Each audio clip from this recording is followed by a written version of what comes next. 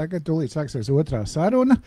Ar mūsu viesis ir, vai viešņi, kā pareizi jāsaka, ir Laila Odiņa, Lidostas Rīga valdes priekšsēdētāja.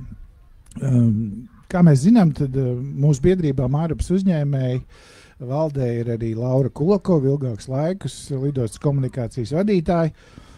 Un mums regulāri sanāk saķeršanās pēc tā lielā notikuma, kas jums bija pagājušajā gadā 50 gadi. Viņi visu laiku labo. Kādreiz bija starptautisko Lidostu Rīga, tad bija Lidostu Rīga. Kā jūs tagad pareizi dēvēt? Labdien.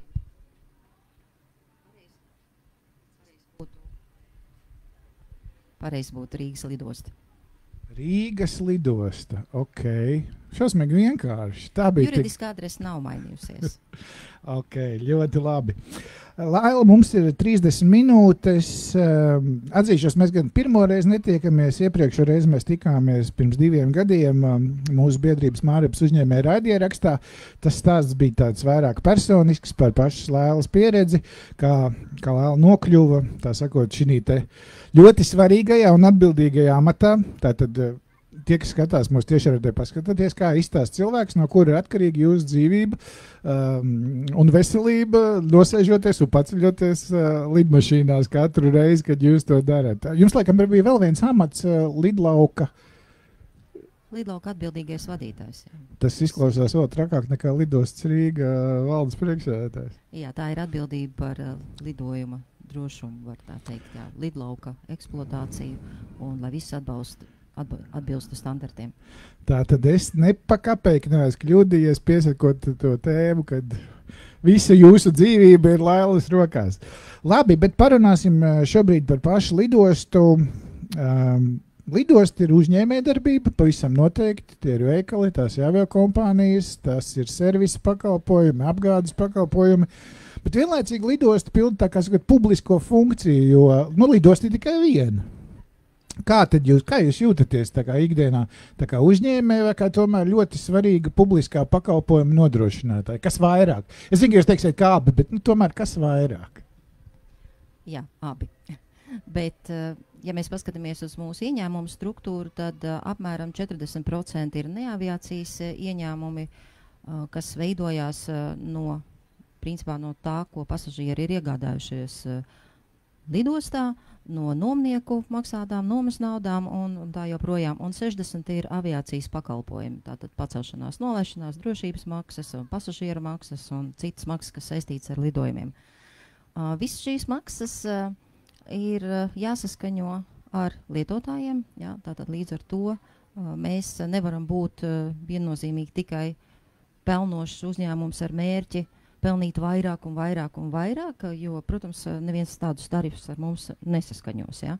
Mums ir jāpamato, jāprecizē, kādēļ, kur mēs vēlamies investēt, kādos periodos, un līdz ar to veidojās arī šī tarifu struktūra, un aviokompānijām ar to ir jārēķinās vismaz vairāku sezonu garumā, tā, lai viņi varētu arī savus cenas uz biļetēm noteikt. Tātad no vienas puses, protams, mēs esam komersanti, no otras puses mēs sniedzam šo publisko pakalpojumu, tādēļ mēs nedrīkstam viņus sadārdzināt ar kaut kādām savām investīcijām, varbūt, kas nav pamatotas, kas ir sadārdzinātas, vai arī sniedzot kaut kāds pakalpojums, par kuriem mēs prasam tādu neadekvātu, varbūt lielu summu no mūsu operatoriem, ja, kas pie mums veic lidojumus. Viņi vienkārši nepiekritīs un meklēs citas lidostas, kur lētāk šo pakalpojumu var saņemt. Labi, tad jūs rūpīgi pieskat, bet labi, lūdzu pasakiet, ja man pieder Boeing 777, pa cik es varu pie jums nolēsties un pēc tam pacelties? Un visu to, cik tur 777 ir 200, ne, vairāk, noteikti 400 pasažieri. Paņemsim varbūt tādu vienkāršāku piemēru. Air Baltica izpild lidojums ar Airbus 220, tur ir 146 vietas, un attiecīgi katrs pasažieris samaksā par savu pasažieru maksu, par drošību, un tas ir apmēram pie 10–11 eiro no cilvēka. Ir šī maksa, ko saņem lidosta. Vēl papildus varētu būt arī lielākas maksas par pacelšanos, nosēšanos, bet tas ir atkarīgs no tā, cik smaga ir lidmašīna, cik tonnas sver lidmašīna. No tā ir atkarīga arī maksa. Komplicēts ļoti tāds pasākums. Vienā vārdā nepateiks. 777 varētu būt baigi padāks pasākums. Labi, atceļam. Man ir, tā sakot, papētot visu to lidostas Rīgas stāstu, tāds pārsteidzošs fakts parādījās internet zīlēs, kad lidost Rīga būvēja no 1965. līdz 1974. gadam, tāds 9 gadus. Ko tur varēja būvēt tais laikos? Tur pārējā jūs visi sabūvējāt, tā kā viņi tagad izstāsta kaut kādā ļoti īsā laikā. Tur 9 gadus to vienu ēku, lai 5 Aeroflot lidmašīnas nosēstos. Ir kaut kāda versija par to? Laikam tā ļoti dziļi pētījusi neesmu, kādēļ tik ilgi būvēja, bet skaidrs, ka izbūvēt skrejceļu, peronus, manevrēšanas ceļus, termināli, apkārt esošās ēkas, kas nepieciešamas, lai pildītu šīs funkcijas, aizņem ilgāk nekā tur gadu, 2 vai 3. Un, manuprāt, kādi gadi 6, 7 ir diezgan pieklājīgs un normāls laiks, lai izbūvētu lidostu, un tas vēl ir diezgan ātri, jo, piemēram, mēs šobrīd plānojam paplašināt mūsu termināli, un mēs jau redzam, ka tas aizņems 3 gadus. Ja? Tātad viss šī būvniecība ir pietiekami komplicēts process. Es jau biju gaidījis atbildi, ka padomu laikos tā būvēja, vai ne? Tas mazliet ilgāk bija, vai ne? Vismaz, ko mēs esam kopumā redzējuši par būvniecību tais laikos. Bet labi, tad man nākamais jautājums. Par tiem 50 gadiem pagājušajā gadā, tad saprotu, ka atskaita sākāt no 74. gada, ja? Bet kāpēc ne no 65. Jo tad būtu pirmkārt nevis 50, bet 59 gadi, un lielāku ballīti varētu taisīt. No otrām kārtām droši vien, ka pirmais tas, es nezinu, vai toreiz būvēja tās kapsulas tām nākamajām paudzēm, ja? Bet es pieņemu, ka tas sākums bija arī gana svinīgs, tomēr lidost sākās ar pirmo ķieģeli, ko jūs tā pieticīgi, ja tas 50 tomēr liekas apaļāk. Tad, kad tika pabeigts termināls, tas termināls jau tika pabeigts 74. gadā, un tādēļ arī šis datums tika izvēlēts. Es jau sapratu īstenībā, man bija interesanti, kā jūs tiksiet talokāt no šitā jautājuma. Bet labi, tad mums ir lidostā tāda, kāda viņa šobrīd ir, viņa es pieņemu attīstīsies, bet tas, ko mēs esam atkal dzirdējuši gan no jūsu pašu pārstāvjiem, gan no prezentācijām, būšot pilsēta tur tagad. Viens no bijušajiem satiksmes ministriem viņi solīja pirms gadiem 15 laikam. Tagad būs? Tā vīzija mums ir, ka lidos pilsētai ir jābūt, un mēs arī zinām, ko mēs gribam, kam ir jābūt šai pilsētai. Mēs arī esam uzsākuši pirmos konkursus, pavisam nesen izsolījām zemi un teritoriju degvielas uzpildes stacijas būvniecībai, tādai kompleksai, kur ne tikai var uzpildīt degvielas staciju, bet arī kur var noparkot lielās fūras, kas gaida rindā uz muitu un dažādi citādi vēl pakalpojumi. Nākamā būs viesnīcas izbūve un paredzam arī, ka tur varētu būt arī loģistikas centri ar laiku un kravu apkalpojošie uzņēmumi.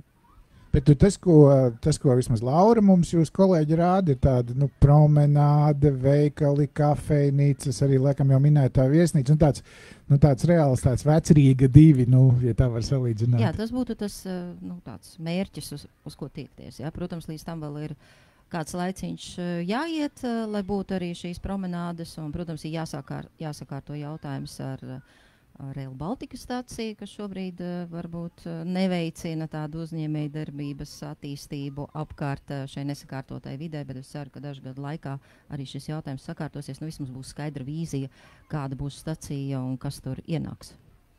Tur vispār notiek kaut kas šobrīd. Tur bija apceļš uzbūvēts, un tas nozīmē vienu laidienu pāri tam, kur mašīnas brauc iekšā. Tagad jūs esat uzlikuši, un tad vēl tādi ļoti smuki piloni, mazliet Grieķu amfiteātri atgādina. Ne jūs, bet būvnieks. Gribēju palabot, ka tie neesam mēs, kas tur kaut ko liek. Protams. Bet, protams, mēs redzam, kā attīstās gan uz vienu, gan uz otru pusi. Tiek būvēts dzelzceļš un skatīsimies, cik ātri varēs rast kādu papildus finansējumu un arī attīstīt to domu par savienojumu ar Imantas staciju un Rīgas lidostu. Jo, principā, es domāju, ka man jau vairāk interesē tā viesnīca, tā promenāde, tās kafejnīcas un tā dzīvība, iedvesoša vide, kas, pašlaik ir tā kā pļavas, arī ok. Bet skaidrs, ka tas atkarīgs lielā mērā no Rail Baltica. Ir kaut kāds, es jums uzdodu jautājumus, kas nav jūsu atbildības lokā, līdz ar to jūs varat teikt, ko jūs gribat. Kad būs tad, kā jums šķiet, nu jūs savus plānus esat spiesti pakārtot tieši tai stacijai, nu gal galā neviens tur nebūvēs viesnīca, kamēr tur būs tāds mūra skelets. Es domāju, ka nav varbūt tik traģiski un būs, kas vēlās izbūvēt arī viesnīcu. Jautājums, kur tas skats pavērsies, un varbūt viesnīca tiks novietota nedaudz savādāk nekā tas bija varbūt mūsu tajās skaistajās vīzijās, ko jūs esat iepriekš arī redzējuši, bet katrā ziņā interesi ir un šī pilsēta attīstīsies, neskatoties uz to, kā attīstīsies dzelzceļš.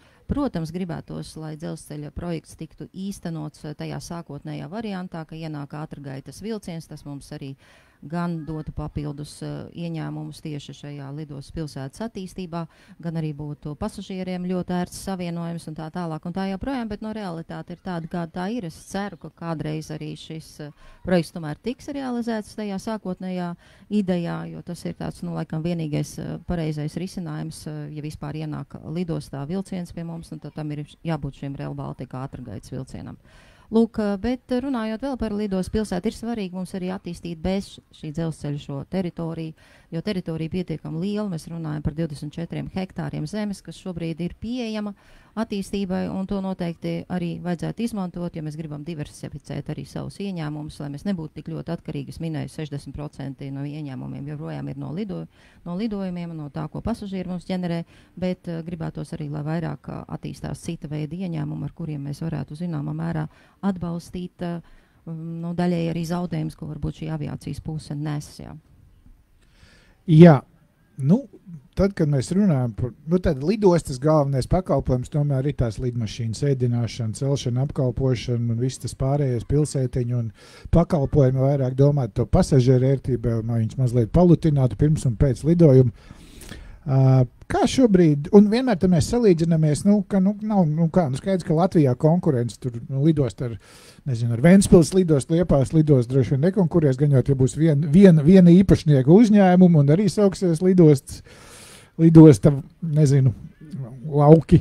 Bet kā mēs izskatāmies tādā reģionālajā griezumā, tas ir tas, nu, parastais jautājums, un Viļņa, Tallina, nezinu, ir vēl kāda pilsēta, ko mēs varam mērīties Baltijas kontekstā, nezinu, nu Varšava droši vien jau, ka nē. Mēs skatāmies dažādos griezumos, ar ko mums varbūt gribētos salīdzināties. No, piemēram, ja mēs runājam par tarifiem, tad mēs skatāmies tuvākos konkurentus, kas ir Viļņa un Tallina. Ja mēs skatāmies plašāk, teiksim, uz pasažieru apkalpošanu, tad mēs skatāmies lidostas, kurām ir līdzīgs apjoms pasažieru ziņā, nu, teiksim, līdz 10 miljoniem pasažieru. Ja? Tad mēs skatāmies, kā mēs tur izskatāmies. Mēs skatāmies to pašu, teiksim, Baltijas valstu griezumā, arī Austrum Eiropā un arī vairāk Skandināvijas lidostas, ja, kas varbūt nav tik lielas kā Stokholma, Kopenhāgena, bet mēs, protams, arī pievēršam uzmanību īpaši, kas attiecās uz tarifiem, arī Skandināvijas lidostām. Ja, un, protams, ja mums jāsaka, kā mēs izskatāmies, tad mēs izskatāmies ļoti labi ar tarifiem. Mēs esam viena no zemākajiem, ja ne zemākie. Protams, arī lidostām ir atlaižu politikas dažādas ieviestas, un šeit varētu arī varbūt arī lidostas paspēlēties dažreiz, ja, bet jāatzīmē, ka mums nav ļoti neierobežotas iespējas, kur paspēlēties, jo patiesībā sakot, mums jāpiedāvā visām aviokompānijām ir vienādi nosacījumi. Līdz ar to es jau sākumā minēju, ka mēs ar mūsu lietotāju komitejā ar lietotājiem visiem saskaņojam savus tarifus, un arī šīs atlaižu sistēmas ir jāsaskaņo visiem vienāda, pret visiem vienādā attieksmē. Jūs varat pateikt, kura lidosta tepat par rajonu ir, nu, tāda pati izmēra, tāda pati, nu, nezinu, līdzīga, teiksim, nu, māsa, Dvīņu. Nu, droši vien tas ir tas pasažieru skaits, ko apkalpo vai aviokompānija daudzums. Es teiktu, tā Dvīņu māsa laikam nav, jo mēs visi esam ļoti dažādi. Mēs strādājam arī ar atšķirīgiem teiksim, modeļiem biznesa. Ja? Piemēram, ja mēs skatāmies Lietuvas lidostas, tad visas 3 Lietuvas lidostas, Palanga, Kauņa un Viļņa, atrodas zem vienas vadības, ja? Un saucās Lietuvas lidostas, un tad viņi visām 3 lidostām var piemērot līdzīgu atlaižu politiku, līdzīgu tarifu politiku, Un tas noteikti ir ļoti izdevīgi tieši šīm lidostām piesaistīt avio pārvadātājus, jo uzreiz avio pārvadātāji var vienoties par 3 lidostām, ja kādā veidā tad viņi apmaksās šos lidostu pakalpojumus. Un ar lidostu tieši apvienību Lietuvā mēs arī visu vairāk arī konkurējam, arī pasažieru skaita ziņā mēs esam praktiski identiski, un Lietuvas lidostu strauji attīstās un drīz mūs arī panāks visticamāk uz gada beigām, bet tur mēs runājam tomēr par 3 lidostām, mēs runājam arī par vairāk nekā 2 reizes lielāku iedzīvotāju skaitu. Uz otru pusi, ja mēs paskatāmies uz Tallinu, Tallina ir ievērojami mazāk lidosta nekā Rīga, bet Tallinā arī nav nekad bijusi tās ambīcijas būt par lielāko Baltijā. Lietuvā šīs ambīcijas ir, bet lietuvieši vairāk strādā ar tiešajiem pasažieriem, tā saucamiem point to point. Viņiem nav šī savienojumība tik ļoti attīstīta kā pie mums. Mēs vienmēr esam skaitījušies kā hub lidosta, ja, kur ir šis transfer centrs, un mums arī ir no 25 līdz 30% pasažieri, kas lidos Rīgu izmanto cauri, lai tiktu kaut kur citur. Ja. Jā, ja mēs tā paskatāmies, tiešām Lietuvā ir 3. Igaunijā laikam ir Tallina un Tartu, bet Tartu tur bija kaut kāds tās automatic landing, laikam nebija iespējams vai kaut kas tāds. Tās ir ievērojami mazākas lidos, kur varbūt nevarētu arī tā uzskatīt par konkurējošām ar Rīgas lidostu. Ar mums konkurē Tallina un Viļņa. Bet nav tā, ka, tā sakot, protams, mums vienmēr ir paticis samērīties ar lietuviešiem, igauņiem, bet nav tā, ka tos viņu lidostu ieņēmumus vai galamērķu skaitu mēs paši latvieši vien papildinam ar savu Air Baltica. Es paskatījos to statistiku. Tur, kā mēs zinām, no Lietuvai un Igaunijai laikam nav savas nacionālās avio kompānijas, tad mēs to robu labi aizpildam. Tas Air Baltica lido no Viļņas, tad skaidrs, ka Viļņā tie pasažieri ir jau, tad dzenās pakaļ. Viļņā šobrīd ir apmēram 15% no tirgus daļas lidojumu, ko izpilda Air Baltica, un Tallinā ir 25%. Pie mums ir 55%. Protams, pie mums Air Baltica dominē, bet ir jāsaprot arī, ka Air Baltica jau sen ir izaudzis no Latvijas mēroga, un Latvijā nekad nebūs darba vienai aviokompānijai ar 50 lidmašīnām, kā šobrīd Air Baltica ir viņu flotē. Un līdz ar to, protams, ir jāmeklē citas bāzes, kur attīstīties, kā veidot savus ieņēmumus, un šeit tie mūsu mērķi, protams, vairs nesakrīt, ja? Jo skaidrs, ka mēs gribam, kā Rīgas lidostu attīstīt Rīgas lidostu un vairot pasažieru skaitu šeit, bet Air Baltica ir jāskatās uz savu maksāt spēju, un attiecīgi viņa mērķis ir strādāt ar peļņu. Ja? Tagad gan jautājums, kas ir principā jūsu pilnīgi atbildībā. Cik šobrīd galamērķi no Rīgas? 86 šobrīd. Es nevaru pārbaudīt tiešām, ja? Jā, mēs arī to katru nedēļu publicējam. Katru nedēļu šis skaitlis atšķirās apmēram tā no 86 līdz pat 100 var aiziet, bet šovasar ir nedaudz mazāk. Nākamais loģiskais jautājums, kad mēs lidosim uz Ameriku? Es jums to jautāju pirms 2 gadiem. Jūs izvairījāties? Ja tas, protams, nav jūsu tiešās atbildības jautājums, bet kaut kāda filozofija tur pamatā ir. Es atceros Uzbekistan Havoja Lori lidoja maršrutā Taškenta, Rīga, Ņujorka. Tagad laikam Ņujorka jau ir pa taisno un Rīga ir tikai kā Rīga.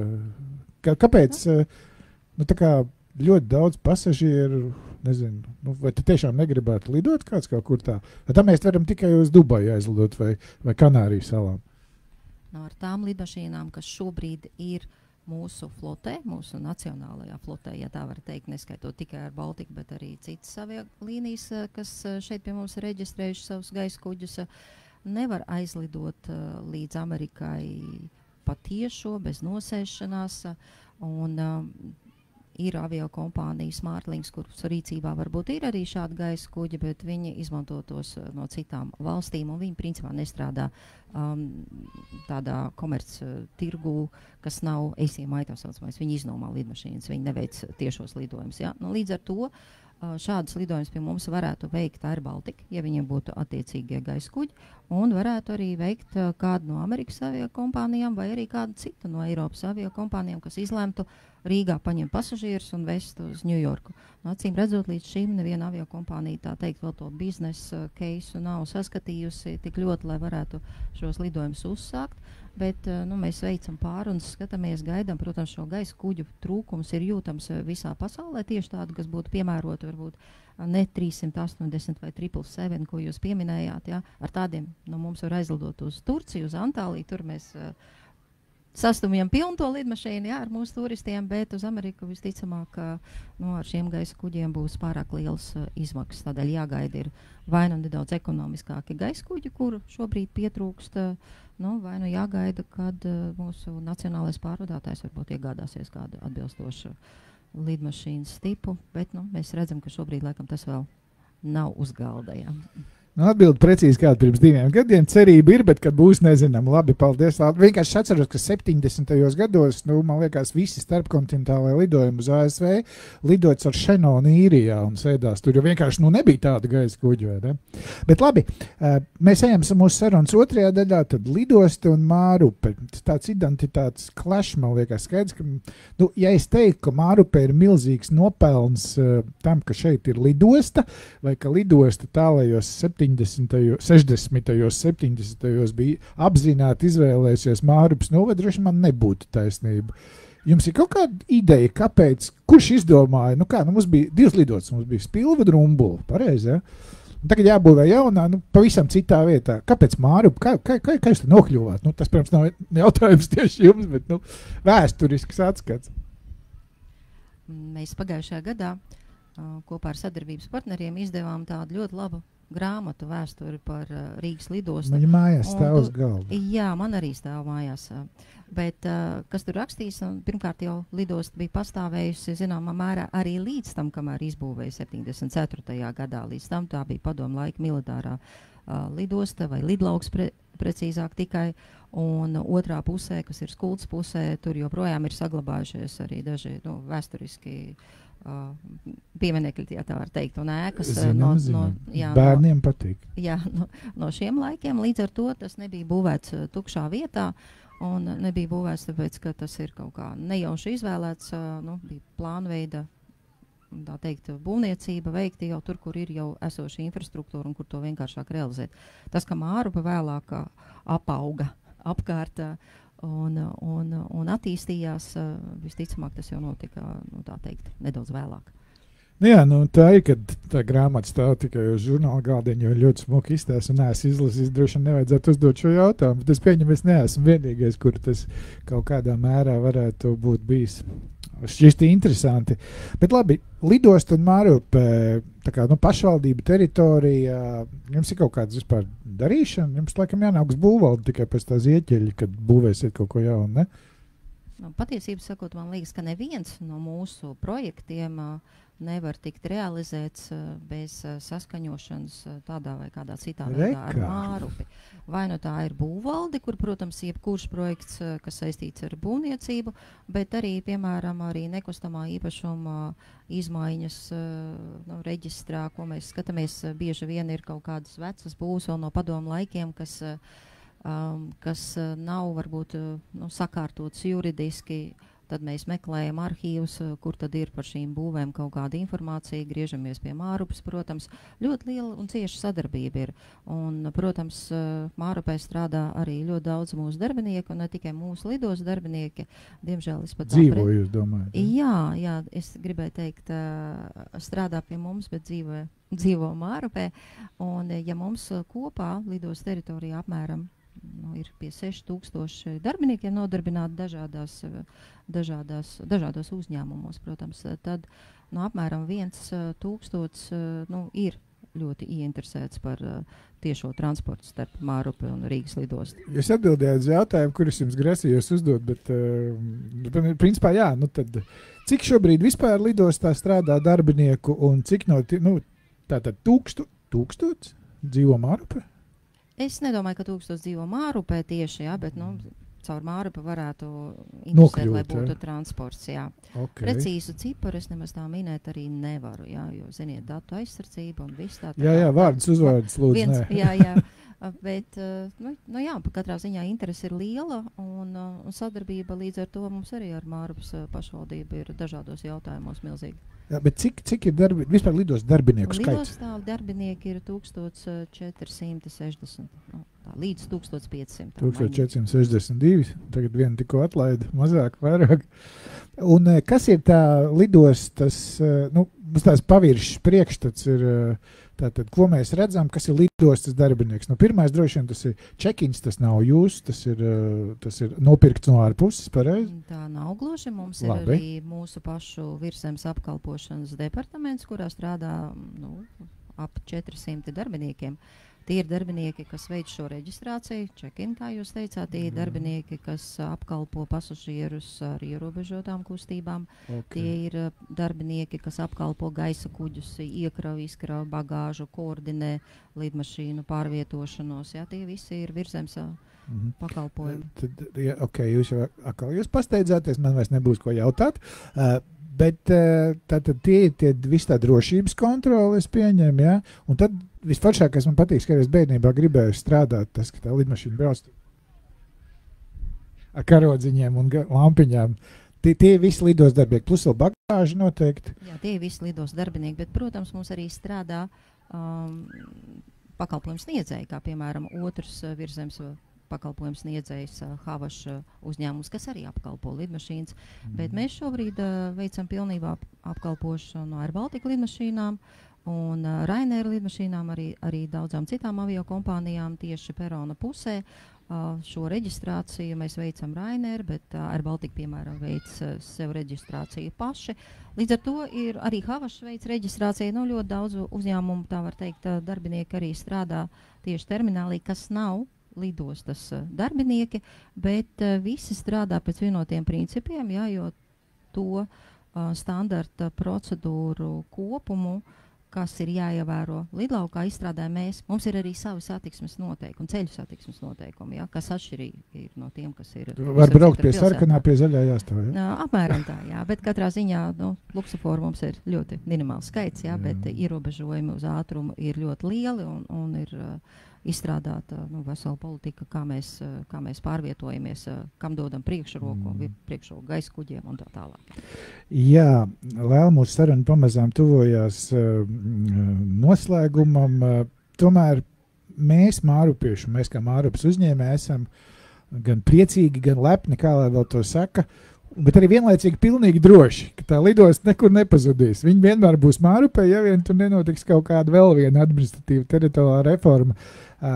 Liels paldies, ka jūs esat mūsu biedrības Mārupas uzņēmēji biedri un ieguldat, tā sakot, tas tāds sociālās atbildības projekts, protams, ir piedalīties novada dzīvē, piedalīties uzņēmēju dzīvē. Tā kā paldies jums par to. Man vēl viens tāds personīgs jautājums, pēdējais pavisam, lai noslēgtu sarunu. Jūs mācījāties skolā, kur ir vienīgais tramvaja galapunkts. Skola, kas atrodas pie tramvaja galapunkta, kas ir Aplī. Vai kāds zina, kur tas ir? 100 punkti nezinu. Tā ir Rīgas 45. vidusskola. Pareizi, jūs mācījāties vācu valodu, un jūs nokļuvāt šeit, kur uz šī krēsla, tikai pateicoties tam, ka jūs aizgājāt līdzi savai draudzenei uz interviju. Tā leģenda joprojām ir spēkā, ja? Absolūti tā. Jau var teikt, gandrīz vai leģenda, jā, jo tas jau bija vairāk nekā 30 gadu atpakaļ, jā. Pēdējā vidusskolas klasē aizgāja līdzi klases biedrenei, savai solas biedrenei, labākai draudzenei uz pieņemšanu, uz konkursu, lai kļūtu par stjuartu. Un tā vācu valoda noderēja tiešām? Tā ir diezgan narrow lieta, vai ne? Es teiktu tā, ka valodu zināšanas ļoti noderēja vēlākajos gados, ja, kad Latvija kļuva neatkarīga, un es biju praktiski tad jau viena no pirmajām stjuartēm, viena no nedaudzajām latvietēm, ja, bet arī nedaudzajām, kas varbūt pārvaldīja vairāk svešvalodas, un līdz ar to arī tas noteikti veicināja manu karjeras attīstību. Jā. Jā, jūs tā kā SAF tehniku īpašnieks Normons Bergs bērni mācāties fiziku, tad jūs varat teikt bērni mācāties valodas, jo tad jums ir iespēja nokļūt arī tādā amatā, kas ir saistīts ar lielu atbildību. Dargie skatītāji, klausītāji, šodien mūsu lielajā Mārupas jubilejā svētkos uz sarunu skatuves pie Laila Odiņa, Rīgas, tagad galvenais nenokļūdīties, Rīgas lidostas valdes priekšsēdētāji un lidlauka Atbildīgais vadītājs. Atbildīgais, tad tur ir arī bezatbildīgais kāds ir. Ja? Liels paldies, ka atradāt laiku šajā sestdienā. Mēs speciāli parūpējāmies, lai ir ok, nevis tā kā lielāko daļu vasaras, lai nebūtu tāds liels diskomforts tērēt savu, tā sakot, brīvo laiku. Paldies, ka bijāt, un mēs tātad vēl vienreiz apstiprinām no savas puses, var pateikt, esam ļoti priecīgi, lepni un gandarīti par to, ka Lidost Rīga ir gan Mārupē, kas ir droši, gan arī ir biedrības Mārupas uzņēmēji dalībnieks. Liels paldies jums, Lēla! Paldies jums!